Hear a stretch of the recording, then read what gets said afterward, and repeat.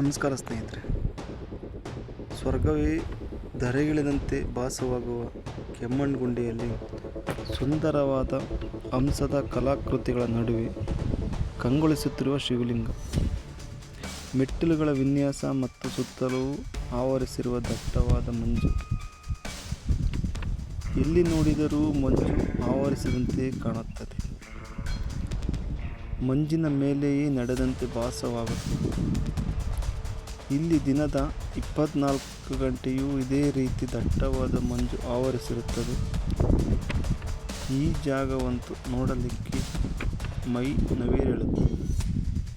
ಇಲ್ಲಿನ ಹವಾಮಾನವು ಪ್ರವಾಸಿಗರನ್ನು ಕೈ ಬೀಸಿ ಕರೆಯುತ್ತಿದೆ. ಇಲ್ಲಿನ ಸೊಬಗನ್ನು ಪದಗಳಲ್ಲಿ ವರ್ಣಿಸಲು ಸಾಧ್ಯವಿಲ್ಲ.